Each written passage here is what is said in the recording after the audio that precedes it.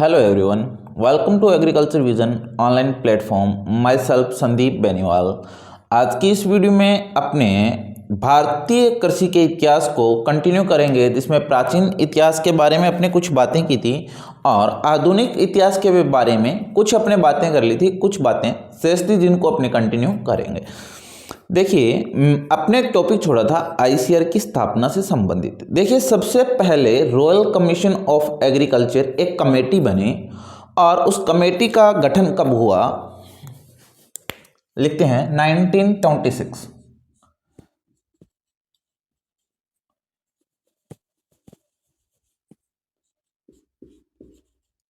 Royal commission of agriculture committee का गठन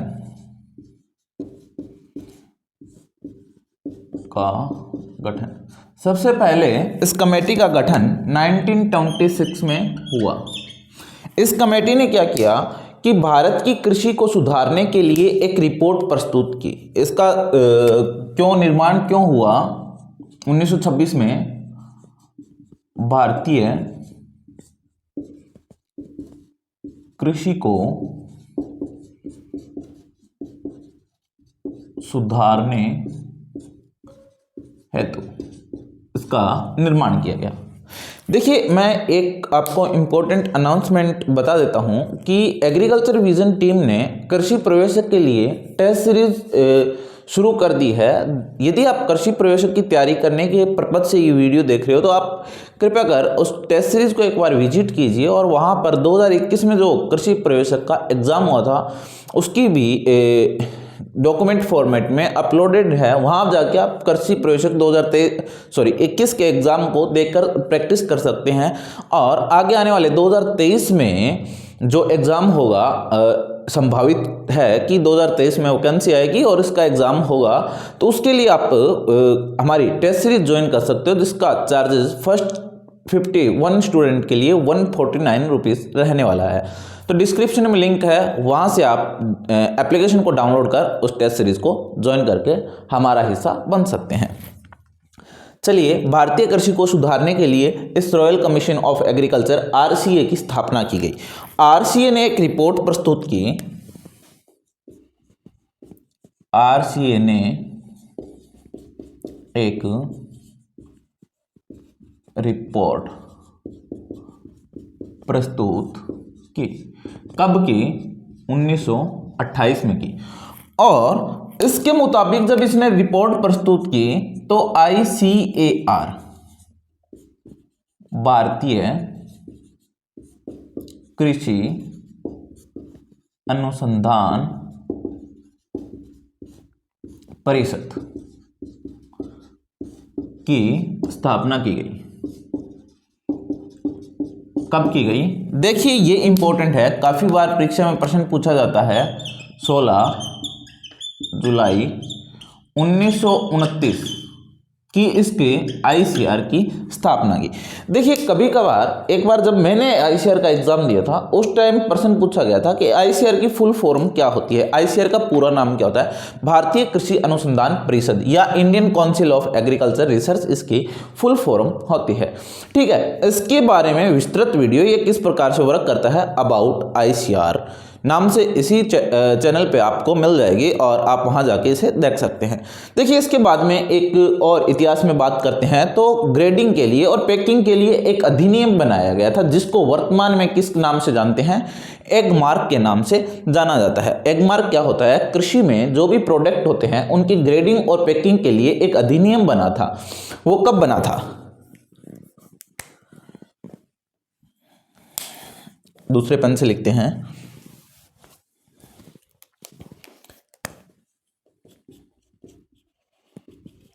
कृषि उत्पाद ग्रेडिंग और पैकिंग अधिनियम। जो कृषि के उत्पाद के लिए ग्रेडिंग और पैकिंग का जो अधिनियम बना था वो 1937 में बना था। कब? 1937 7 महीने। और वर्तमान में इसको एगमार्क के नाम से जानते हैं और इसका एगमार्क जो नाम है वह 1986 में पड़ा था। एगमार्क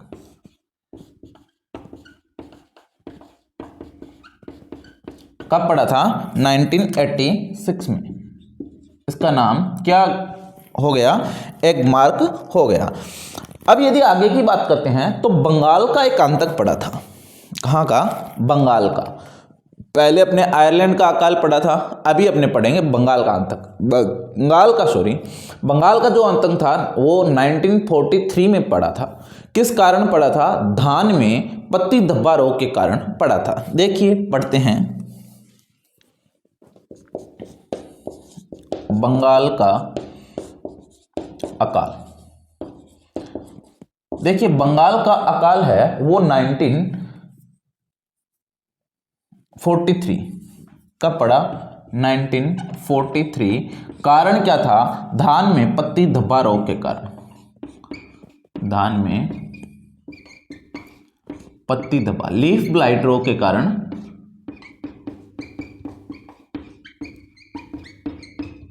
यह अकाल पड़ा था। इसमें अकाल में क्या हुआ? ये जो पत्ती धब्बा रोग होता है वो कवक के कारण होता है, कवक जनित रोग। और इस कवक का नाम क्या होता है डियर स्टूडेंट्स? कवक का नाम होता है हेलिमेंथेस्पोरियम ओराइजी।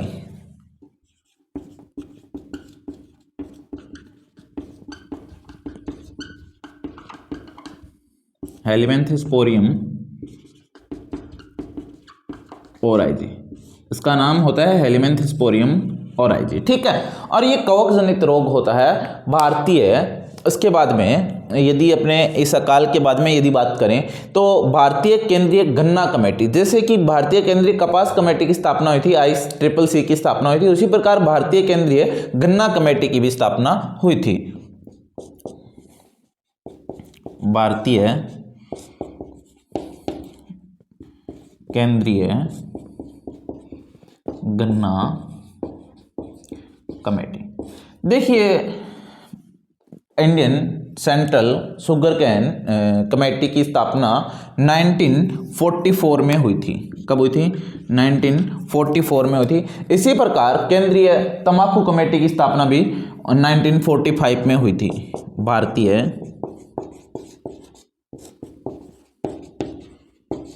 केंद्रीय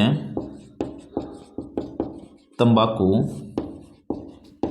कमेटी की स्थापना जो हुई थी वो हुई थी 1945 में। ठीक है, 1945 में हुई थी। केंद्रीय धान अनुसंधान संस्थान, अब कुछ इंस्टीट्यूट है उनकी बात करते हैं।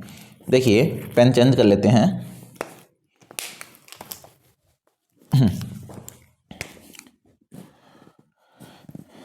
केंद्रीय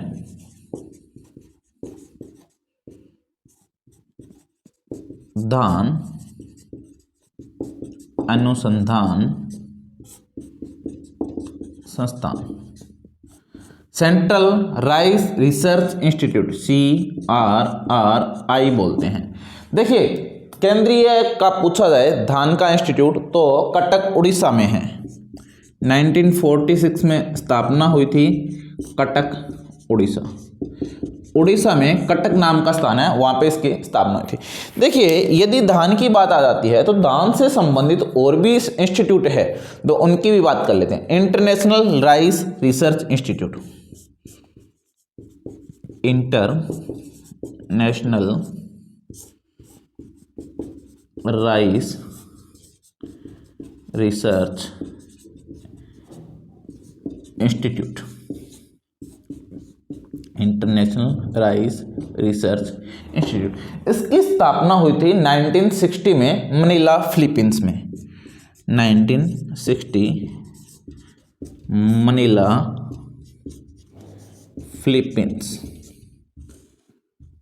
ठीक है। इसके बाद यदि अपने एक इंस्टीट्यूट और है, Indian institute of rice research Hyderabad, Indian institute of rice research, Indian institute of rice research. ये कहाँ है? हैदराबाद में। हैदराबाद में Indian institute of rice research, इसकी स्थापना हुई थी 1960 में। ठीक है, ये कुछ धान से संबंधित संस्थान थे। अब बात करते हैं अपने एक इंस्टीट्यूट और है, राजफेड और नेफेड। देखिए सबसे पहले नेफेड की बात करते हैं। नेफेड, इसकी फुल फॉर्म होती है national agricultural cooperative marketing federation. National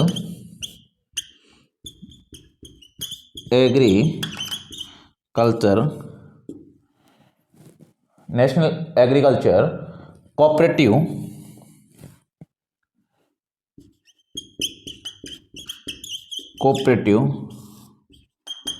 market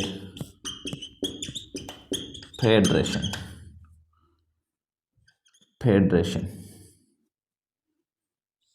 ठीक है, इसकी जो स्थापना हुई थी वो हुई थी 1958 में। कब हुई थी? 1958। इसके बाद में एक होता है राजफेड, मैंने बताया था राजफेड। यदि दो को कंबाइन करके पढ़ेंगे, उससे संबंधित इंस्टीट्यूट अपने साथ में लर्न कर लेंगे तो थोड़ा सा इतिहास याद करने में इजी रहता है। Rajasthan state cooperative, Rajasthan state cooperative market federation. जब राजस्थान स्टेट की बात आती है तो 1957 में इसकी स्थापना हुई थी। पहले राजफेड की हुई थी, उसके बाद में नेफेड की स्थापना हुई थी। इसके बाद में अपने कुछ इंस्टीट्यूट और है, जैसे काजरी। देखिए इसकी शॉर्ट फॉर्म है CAZRI, central agriculture arid zone research institute. Central arid zone research institute. ठीक है, ये कहां पे है? जोधपुर में स्थित है। कहां है डियर स्टूडेंट? जोधपुर में।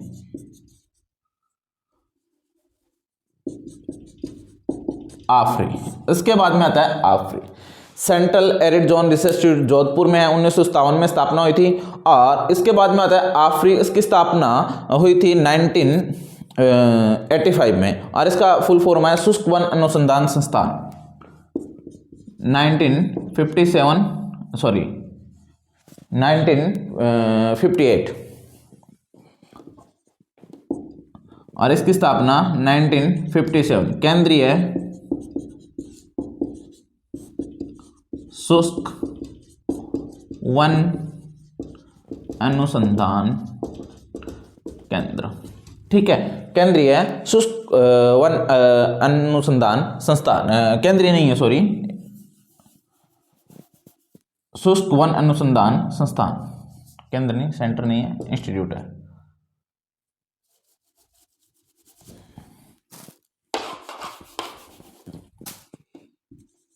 शुष्क वन अनुसंधान संस्थान, ये है काजरी और आफरी। ये भी कहाँ है? जोधपुर में स्थित है। काजरी जोधपुर में स्थित है, आफरी भी जोधपुर में स्थित है। अब बात करते हैं भारत का जो प्रथम कृषि विश्वविद्यालय है वो कौन सा है। लिखते हैं भारत का प्रथम कृषि विश्वविद्यालय। भारत का जो प्रथम कृषि विश्वविद्यालय है वो है GBPUAT, Govind Vallabh Pant university agriculture and technology. इसकी स्थापना हुई थी 1960 में। ठीक है, अब बात करते हैं भारत का द्वितीय कृषि विश्वविद्यालय। भारत का जो दूसरा कृषि विश्वविद्यालय है वो कौन सा है? PAU, पंजाब एग्रीकल्चर यूनिवर्सिटी, इसकी स्थापना हुई थी 1962 में। कब हुई थी? 1962 में। देखिए अब भारत की बात कर ली, अभी जस्ट अपने राजस्थान की भी बात कर लेते हैं। राजस्थान में पहला कौन सा कृषि विश्वविद्यालय था और दूसरा कौन सा था? राजस्थान का प्रथम कृषि विश्वविद्यालय कौन सा है? SKRAU। कब हुई थी? 1987 में स्थापना हुई थी। थोड़ी सी SKRU की जानकारी मैं एक्स्ट्रा लिख देता हूं। इसका जो SK स्वामी केशवानंद जो नाम है वो 2009 में जोड़ा गया था। SK नाम है वो 2009 में जोड़ा गया था। जब 1987 में स्थापना हुई थी उस टाइम हुई थी उदयपुर में, परंतु वर्तमान में बीकानेर में, वर्तमान में कहाँ है?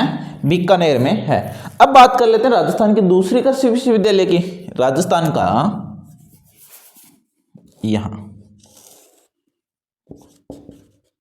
राजस्थान का दूसरा कृषि विश्वविद्यालय, राजस्थान का दूसरा कृषि विश्वविद्यालय कौन सा है? मैं लिख देता हूं MPUAT। सभी लोगों का ड्रीम, जो जेट के लिए करते हैं तैयारी, उनका सभी का dream MPUAT, Maharana Pratap university agriculture and technology. कहाँ पे है? उदयपुर। स्थापना कब हुई थी? 1999 में स्थापना हुई थी। वर्तमान में कृषि विश्वविद्यालय यदि राजस्थान में पूछे जाएं तो 5 है। AU Kota, AU Jodhpur, AU Jobner. इनको भी कृषि विश्वविद्यालय बना दिया गया है सन 2013 में गहलोत सरकार के द्वारा। अभी इनको नोट डाउन कीजिए। इसके आगे की स्टडी अभी अपने अगले एपिसोड में करेंगे और जल्दी से इसको नोट डाउन कीजिए, वरना वीडियो को पॉज कर स्क्रीनशॉट लीजिए और उसके बाद में आगे के पॉइंट को देखते हैं।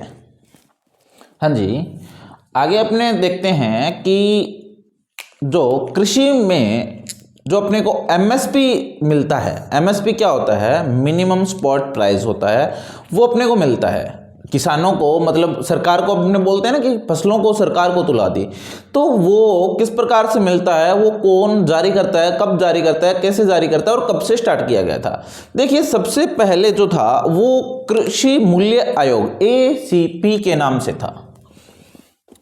सबसे पहले इसका नाम क्या था? कृषि मूल्य आयोग।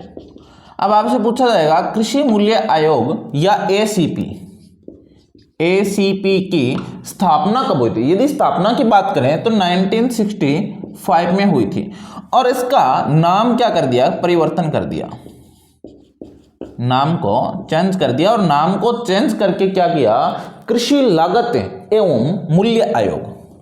देखिए लागत भी तो होती है, कृषि लागत एवं मूल्य आयोग। इस का नाम ये कब परिवर्तन किया गया? CACP किया गया, CACP कर दिया गया। देखिए CACP जो होता है इसका कार्य क्या होता है? ये तो नाम परिवर्तन करके ये कर दिया, परंतु इसका कार्य क्या होता है? जो भारत सरकार को फसलों का न्यूनतम समर्थन मूल्य, मिनिमम सपोर्ट प्राइस होता है, वो सिफारिश करता है। यानी कि कौन देता है? भारत सरकार को जो मिनिमम सपोर्ट प्राइस MSP दिया जाता है, रेट, वो रेट है वो कौन निर्धारित करता है? वो ये करता है भारत सरकार को फसलों का MSP न्यूनतम समर्थन मूल्य निर्धारित, न्यूनतम समर्थन मूल्य की सिफारिश करता है, की सिफारिश करता है। वो बताता है कि इस साल इस फसल का MSP रेट ये रखना चाहिए। देखिए MSP रेट है वो नोट लगा के लिखिए आप, एमएसपी रेट होते हैं, मिनिमम सपोर्ट प्राइस या न्यूनतम समर्थन मूल्य, वो कब घोषित किया जाता है? देखिए वो रबी की फसल की बुआई से पहले रबी का घोषित किया जाएगा और खरीफ की फसल की बुआई से खरीफ का किया जाएगा। यदि बुआई के बाद करें तो ऐसा अपने समझ सकते हैं कि भारत सरकार अपने को बुद्धू बना रही है। क्यों? क्योंकि जिस फसल को ज्यादा करेंगे बुआई, जिसकी ज्यादा हो रखी होगी बुआई, उसका तो क्या है, एमएसपी रेट कम कर देंगे, जिसकी कम हो रखी है उसके ज्यादा कर देंगे। इसलिए ये निर्धारित रबी की फसल की बुआई से पहले रबी का निर्धारित किया जाता है और खरीफ की फसल की बुआई से पहले खरीफ का निर्धारित किया जाता है, जिससे किसान भाई लोग हैं वो क्या कर सकते हैं कि उस एमएसपी रेट को देख के उसके अकॉर्डिंग जो आपको सही लगती है कि अपने इतना प्रोडक्शन इस फसल का हो सकता है, ये रेट अपने को सरकार देगी तो अपने को इतना मुनाफा होगा, और यह फसल यदि अपने शोविंग करेंगे तो इतना नुकसान हो सकता है। यानी कि अपना कैलकुलेशन लगाकर वो किसान बुआई कर सकता है। इसलिए एमएसपी रेट रबी और खरीफ की फसल की बुआई से पहले वर्ष में 2 बार दिया जाता है। और एमएसपी की घोषणा रबी व खरीफ की फसलों की बुआई से पूर्व वर्ष में 2 बार करते हैं। ठीक है, कब करते हैं? वर्ष में 2 बार रबी और खरीफ की बुआई, फसलों की बुआई से पहले इसकी घोषणा की जाती है। इसके बाद में अपने बात करते हैं कि एक कार्यक्रम चलाया गया था, अधिक उपज वाली किस्मों का कार्यक्रम, हाई यील्ड वैरायटी प्रोग्राम। अधिक उपज वाली किस्मों का कार्यक्रम, HYVS, हाई यील्ड वैरायटी। ठीक है, इसकी जो शुरुआत है वो 1966 में की गई थी। क्यों की गई थी? 1960 में के लगभग क्या हुआ था, भारत में बहुत ज़्यादा अकाल पड़ा था और फसलें बहुत कम हुई थी। इस वजह से क्या हुआ, किसान लोग भूख से जूझने लगे और उन्होंने क्या किया कि 1900 में जो अकाल पड़ा था उस वजह से क्या हुआ कि उन्होंने आईसीआर की स्थापना की और 1960 में बीपी पाल आईसीआर के अध्यक्ष बने। आईसीआर के अध्यक्ष 1960 में प्रथम बार बीपी पाल बने और इसके बाद में उन्होंने क्या किया कि एक हाई यील्ड वैरायटी प्रोग्राम की शुरुआत की तथा भारत में हरित क्रांति की शुरुआत की। देखिए अब इंपॉर्टेंट है हरित क्रांति की शुरुआत। देखिए इसमें क्या किया गया, हरित क्रांति में जो अधिक उपज देने वाली थी और बोनी किस्में थी उनको लाया गया और इनसे क्या हुआ, उत्पादन अधिक प्राप्त हुआ। ये क्या हुआ, 1966-1967 में हरित क्रांति की शुरुआत हुई थी।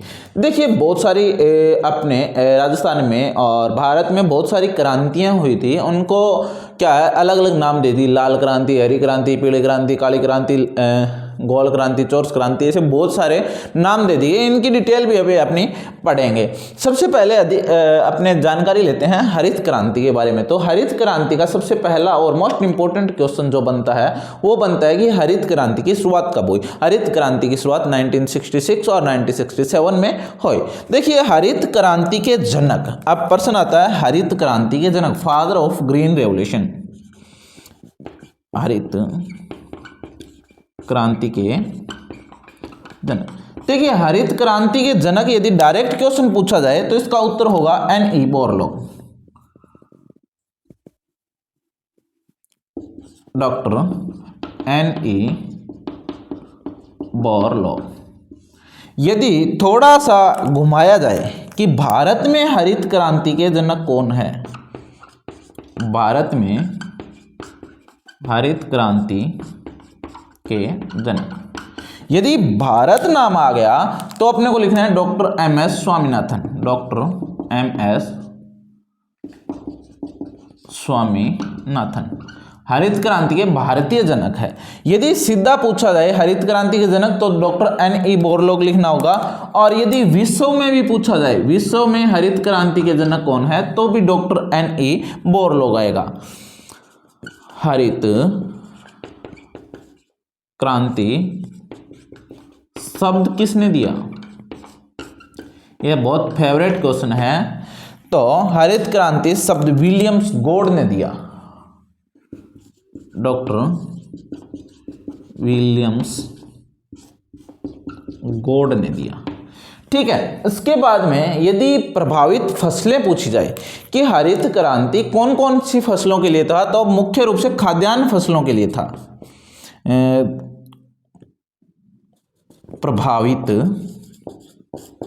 फसलें, कौन कौन सी फसलें प्रभावित हुई थी? देखिए, खाद्यान्न फसलें हुई थी। खाद्यान्न में भी यदि अपने बात करें कि कौन सी हुई थी, खाद्यान्न में भी यदि बात करें तो गेहूं व चावल हुई थी। कौन सी फसल को प्रभाव पड़ा था? गेहूं व चावल। हरित क्रांति की एक मैं आपको स्टोरी सुनाता हूं। हरित क्रांति में क्या हुआ कि जब भारत में अकाल पड़ा और विश्व में जो डॉक्टर एनी बोरलॉग है वो काफ़ी समझदार और गेहूं पर रिसर्च कर रहे थे, गेहूं और चावल खाद्यान्न फसलों पर रिसर्च कर रहे थे कि इनकी उत्पादन क्षमता को कैसे बढ़ाई जाए। उनको भी चिंता थी कि इन फ्यूचर हम दो हमारे दो का नारा आएगा, मजबूरी हो जाएगी, क्योंकि हम दो हमारे 10 थे। इसलिए बढ़ती हुई जनसंख्या को देखकर उन्होंने सोचा कि क्यों न इसका विकास किया जाए कि जिससे उत्पादन को बढ़ाया जा सके, भूमि वही रहे, कम रहे और उत्पादन अधिक हो। इसलिए उन्होंने क्या किया, बोनी किस्मों का विकास किया। पहले क्या हुआ करता था कि बहुत लंबी लंबी गेहूं हुआ करती थी, इतनी भी नहीं कि खेजड़ी जितनी, कुछ मतलब काफी हाइट हुआ करती थी, और उत्पादन क्या होता है, कम होता है और तूड़ी ज्यादा निकलती थी। तो उन्होंने सोचा कि ऐसी किस्मों का विकास किया जाए जिसको पानी की, जमीन की कम आवश्यकता हो और तूड़ी चाहे कम हो जाए, परंतु गेहूं का उत्पादन ज़्यादा होना चाहिए और चावल का उत्पादन ज़्यादा होना चाहिए। भूसे का अनुपात कम होना चाहिए और गेहूं का जो है अनुपात ज़्यादा होना चाहिए। उन्होंने क्या किया कि रिसर्च की और वो सक्सेस हो गए। फिर उनसे मिले डॉक्टर एम एस स्वामीनाथन और उनको बताया कि हमारे भारत में बहुत भयंकर समस्या है, भूखमरी आ रखी है, हम क्या करें। तो वो विश्व से पधारे, हमारे दूसरे देश से हमारे देश में पधारे और उन्होंने भारत का विजिट किया। तो भारत में बहुत लंबी लंबी गेहूं हुआ करती थी। उन्होंने बोला कि स्वामीनाथन जी, ये ऐसे गेहूं से तो आप तूड़ी ज़्यादा ले रहे हो, भूसा ज़्यादा ले रहे हो, परंतु उत्पादन तो कम हो रहा है, तो इस उत्पादन को बढ़ाया जाए। तो उन्होंने बताया, गुरुदेव की कुछ तकनीक बताओ जिससे उत्पादन को बढ़ाया जा सके। तो उन्होंने क्या बताया कि आप ऐसा करो कि बोनी किस्में जो हमने डेवलप की है जिससे उत्पादन अधिक होता है, उन किस्मों का यूज़ करो, इससे उत्पादन को बढ़ावा मिलेगा। ये बात हुई थी 1966 और 67 में। फिर क्या हुआ कि इस क्रांति को एक विलियम्स गोड नामक के वैज्ञानिक थे, उन्होंने इस क्रांति को ग्रीन रेवोल्यूशन या हरित क्रांति के नाम से जाना। ठीक है, ऐसी कुछ कहानियां इससे संबंधित आपको देखने को मिलती है। इसके बाद में कुछ क्रांतियां हैं, मैं आपको नाम लिखता हूं और किससे संबंधित है वो बताता हूं। बाकी हिस्ट्री है वो अगले एपिसोड में अपने कंप्लीट करते हैं। देखिए, आप कुछ क्रांतियां हैं। श्वेत क्रांति, क्रांति का एक अलग से अपने टॉपिक पढ़ेंगे, पर कुछ क्रांतियां जो अपने लिख लेते हैं। श्वेत क्रांति है वो दूध उत्पादन से संबंधित है।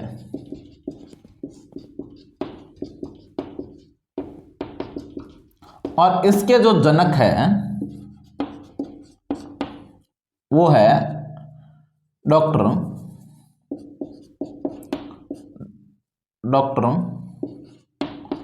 वर्गीस कुरियन।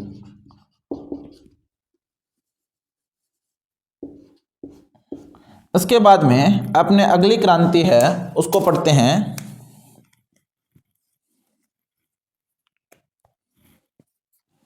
लाल क्रांति।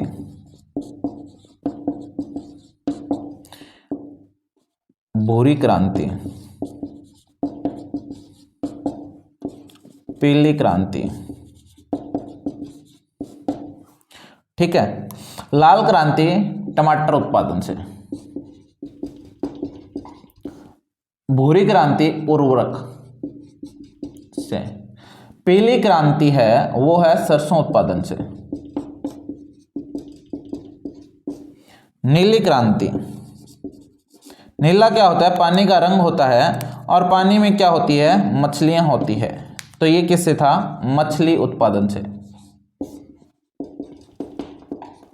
इसी के साथ साथ और देखते हैं अपने परभणी क्रांति। परभणी जो एक भिंडी की किस्म है तो उससे संबंधित है परभणी क्रांति, भिंडी उत्पादन। गौल क्रांति, गौल क्रांति, गौल क्या होता है? गोल गोल आलू होता है, तो आलू उत्पादन से गौल क्रांति संबंधित है। एवरग्रीन, एवरग्रीन क्रांति है वो कृषि का चहुमुखी विकास के लिए।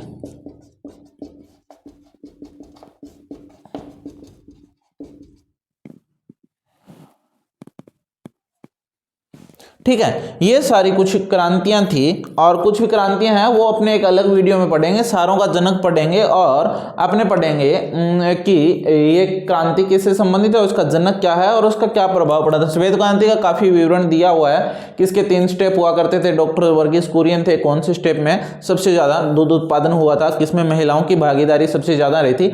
इन बातों को अपने क्रांतियों के लेसन में जरूर पढ़ेंगे। ठीक है, thank you so much. Video अच्छी लगे लाइक कीजिए, चैनल पर नए हो चैनल को सब्सक्राइब कीजिए। थैंक यू, मिलते हैं अगली वीडियो में।